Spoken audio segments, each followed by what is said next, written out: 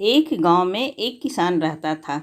बहुत ज़्यादा ज़मीन तो उसके पास नहीं थी, मगर उसके पास एक छोटा सा तालाब था। वहाँ कुछ मछलियाँ होती थी।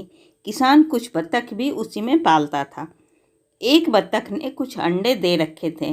रोज़ वो अंडों को सेती। इनमें 6 अंडे तो ठीक थे, मगर 7वां अंडा थोड़ा बड़ा था। माँ बत्तख को याद भी नहीं आता था कि ये 7वां अंडा उसने दिया कब था। शायद मुझसे ही अंडे गिनने में गलती हुई होगी, माँ बत्तख सोचा करती। थोड़े दिन में 6 अंडों से टक टक की आवाज़ आने लगी। अंडों के फूटने का समय हो चला था, मगर 7वें अंडे में कोई हलचल नहीं हुई। माँ बत्तख परेशान हुई और उस आखिरी अंडे को सेती रही। थोड़ी ही देर में बाकी के 6 अंडे फूटे और उसमें से पीले पीले बत्तख के चूजे निकल आए। बत्तख के बच्चों ने अंडे से निकलते ही शोर मचाना शुरू किया। क्वैक क्वैक और खाना ढूंढने में जुट गए, लेकिन 7वां अंडा अभी तक नहीं फूटा था। आखिर अगली शाम होते होते आखिरी अंडे में भी हलचल हुई। टक टक की आवाज़ आई और थोड़ी ही देर में आखिरी चूजा भी अंडे से बाहर आ गया। लेकिन ये क्या, बाकी प्यारे प्यारे पीले चूजों जैसा तो ये बिल्कुल नहीं था। ये तो भूरा सा, कुछ ज़्यादा ही बड़ा और बेडौल सा था। ये गंदा सा बदसूरत चूजा मेरा कैसे हो सकता है, माँ बत्तख ने सोचा। खैर, बाकी सारे बत्तख के बच्चे तो ज़्यादा खाते ही थे, ये 7वां वाला उनसे भी ज़्यादा खाता था। थोड़े ही दिन में वो आकार में सब चूजों से बड़ा हो गया, लेकिन बेचारा ये बदसूरत बत्तख का बच्चा बड़ा दुखी रहता था। बाकी चूजे न तो उससे बात करना चाहते थे, ना ही उसके साथ खेलना चाहते थे। उनके जैसा प्यारा सा तो ये था नहीं। माँ बत्तख उसे समझाने की कोशिश करती, कहती, ओ प्यारे बच्चे, तुम बाकियों से इतने अलग क्यों हो। ये सुनकर बेचारा बदसूरत बत्तख का बच्चा और दुखी हो जाता। उसकी बेढब चाल को देखकर किसान के खेत पर रहने वाले और जानवर तो उस पर हंसते ही थे। किसान के बच्चे भी अक्सर उसका मजाक उड़ाने पहुंच जाते। अक्सर रात में अकेले बैठा बेचारा बदसूरत बत्तख का बच्चा रोया करता। एक दिन बहुत दुखी होकर बेचारा बदसूरत बत्तख का बच्चा किसान के खेत से भाग गया। पास में ही जंगल शुरू होता था। वहाँ से हर सुबह कई चिड़ियों की आवाज़ आती थी। बेचारा बदसूरत बत्तख का बच्चा सोचता था कि वहाँ ज़रूर मेरे जैसे भूरे पंखों वाला कोई न कोई रहता होगा। वो पक्का मेरा मजाक नहीं उड़ाएंगे। यही सोचता बेचारा बदसूरत बत्तख का बच्चा जंगल में जा घुसा। वहाँ सच में कई पक्षी थे, रंग बिरंगे, कुछ झाड़ियों में, कुछ पेड़ों पर बैठे। बेचारा बदसूरत बत्तख का बच्चा दौड़कर उनके पास जा पहुंचा। उसने सर उठाकर पुकारा, सुनिए, क्या आप लोगों ने मेरे जैसे भूरे पंखों वाला कोई बत्तख देखा है। चिड़िया ने उसे हिकारत की नज़र से देखा। कुछ हंस भी पड़े, सबने ना कह दिया। एक बूढ़े बगुले ने उसे आगे जाने का इशारा कर दिया। बेचारा बदसूरत बत्तख का बच्चा समझा कि शायद आगे कहीं मेरे जैसे बत्तख के बच्चे रहते होंगे और बूढ़ा बगुला वहीं जाने को कह रहा है। वैसे भी बूढ़े ज़्यादा बोलते नहीं, इसलिए इशारा किया होगा। यही सोचता हुआ बेचारा बदसूरत बत्तख का बच्चा आगे चल पड़ा, घने जंगल के अंदर। वहाँ पेड़ ज़्यादा घने थे और सूरज की रोशनी मुश्किल से ही ज़मीन तक आती थी। चलते चलते दोपहर हुई, फिर शाम भी होने लगी। इसी तरह चलते चलते जब कुछ दिन बीत गए, उसने सोचा कहीं मैं घने जंगल में रास्ता तो नहीं भूल गया।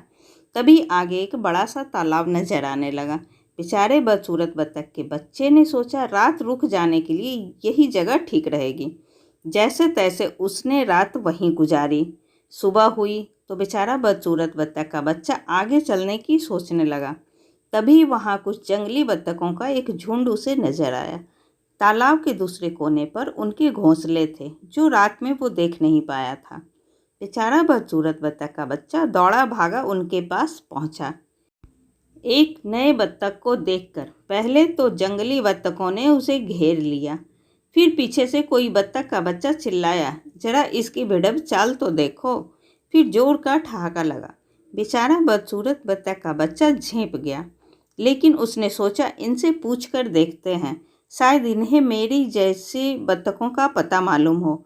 मगर जंगली बत्तखों ने कहा कि उस जैसी बदसूरत और बेढब चाल वाली बत्तख को उन्होंने कभी देखी ही नहीं। हाँ, जंगल के कोने पर एक छोटा तालाब है, शायद वहाँ कोई बदसूरत बत्तख मिल जाए। बेचारा बदसूरत बत्तख का बच्चा सोचने लगा कि उसे आगे जाना चाहिए या वापस किसान के घर ही लौट जाना चाहिए। इतने में दूसरे बत्तख के बच्चों ने उसे चोंच मारनी शुरू कर दी। झुंड के सरदार ने कहा, तुम्हारी बदसूरती से हमारे झुंड की शोभा बिगड़ रही है। दूसरे तालाब का पता तुम्हें बता दिया गया है, फौरन उस तरफ भाग जाओ। बेचारा बदसूरत बत्तख का बच्चा क्या करता। वो कुछ दिन का सफ़र और तय करके जंगल के किनारे तक पहुंचा। वहाँ सचमुच एक दूसरा तालाब था। बेचारा बदसूरत बत्तख का बच्चा सोचने लगा, वो बड़े तालाब वाले सरदार बत्तख इतने बुरे भी नहीं थे। उन्होंने अपने साथ नहीं रखा क्योंकि बच्चे मेरा मजाक उड़ा रहे थे। रास्ता तो उन्होंने बिल्कुल सही बताया था। तालाब के किनारे पहुंचकर वो इधर उधर देखने लगा। झाड़ियों के पास उसे कुछ और जंगली बत्तख दिख गए। बेचारा बदसूरत बत्तख का बच्चा फौरन उनके पास पहुंचा और पूछा कि क्या वो उस जैसी किसी बत्तख का पता जानते हैं। मगर इस बार भी बत्तखों ने उसे देखकर मुंह बनाया और कहा कि फौरन यहाँ से भाग जाओ। इस तालाब के पास बंदूक वाले शिकारी भी आते हैं और बेचारा बदसूरत बत्तख का बच्चा जरूर शिकारियों की गोली का निशाना बन जाएगा। बातें हो ही रही थी कि एक तेज आवाज़ आई। सारे जंगली बत्तख क्वैक क्वैक करते पंख फड़फड़ाते एक तरफ भागे। बेचारा बदसूरत बत्तख का बच्चा कुछ समझ नहीं पाया। इतने में दूसरी तेज आवाज़ आई और एक दो जंगली बत्तख ढेर हो गए।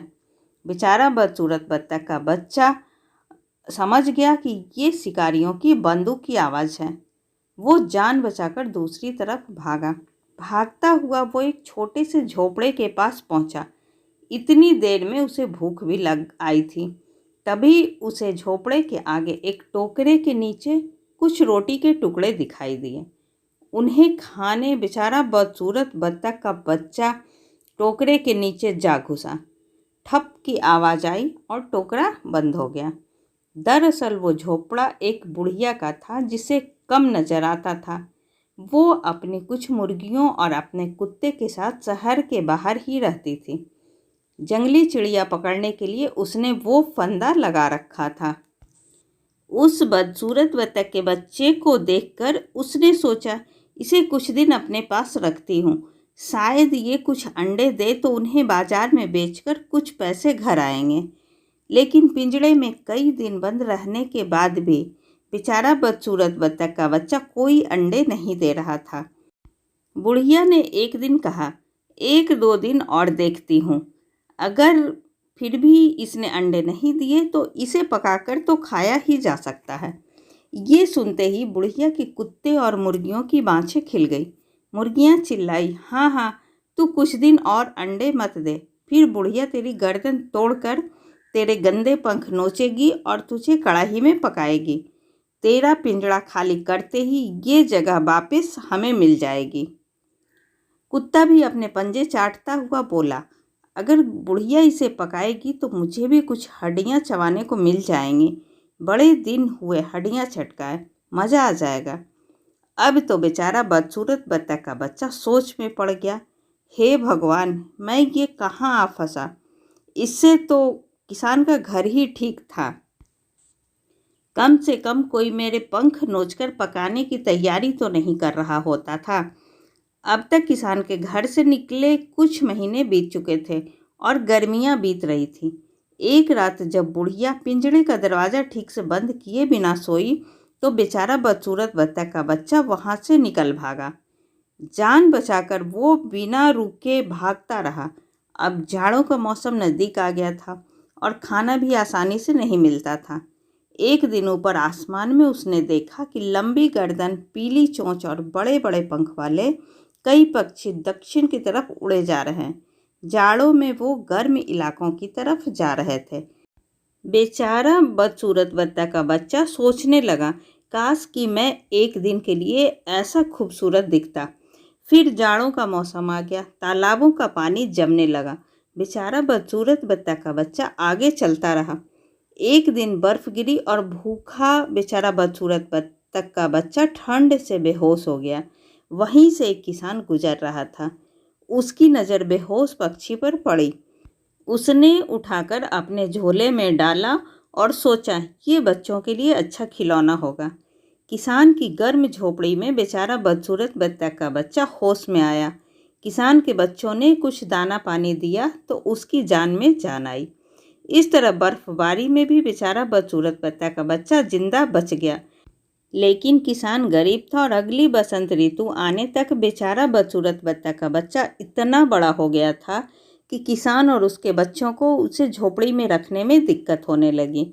एक दिन सबने सोचा इसे घर में रखना अब ठीक नहीं। अगली सुबह किसान ने उसे एक झोले में डाला और पास ही मौजूद राजा की झील में फेंक आया। बेचारा बदसूरत बत्तख का बच्चा कई दिन से पानी से दूर रहा था। उसने जैसे तैसे पैर चलाए और सतह पर आया। उसे तैरने में मजा आ रहा था। अचानक पानी में उसने अपनी परछाई देखी। तभी दक्षिण की ओर गए पक्षी वापस अपने तालाबों में लौटने लगे। लंबी गर्दन, पीली चोंच और बड़े पंखों वाले हंस भी घर लौटे। फिर बेचारा बदसूरत बत्तख का बच्चा समझ पाया कि वो बत्तख तो था ही नहीं, वो तो हंस था। हंसों के झुंड ने उसे घेर लिया। तुम कहाँ गायब रहे? हमारे साथ दक्षिण तो गए नहीं थे तुम? क्या तुम किसी और झुंड के हो? सबने अलग अलग सवाल पूछा। वो बत्तखों से कई गुना खूबसूरत हो चुका था। किसी ने उसे बेचारा बदसूरत बत्तख का बच्चा भी नहीं कहा। हंसते हुए वो नया हंस बोला, ये तो एक लंबी कहानी है। हंस की चाल पर फिदा राजकुमारी और उसकी सहेलियां भी उसे खिलाने, उससे खेलने आती। वो बेचारा बदसूरत बत्तख का बच्चा नहीं था, वो हमेशा से हंस था। ऐसी ही अच्छी और ज्ञानवर्धक कहानी सुनने के लिए प्लीज़ आप मेरे चैनल को सब्सक्राइब ज़रूर करें। तब तक के लिए बाय बाय।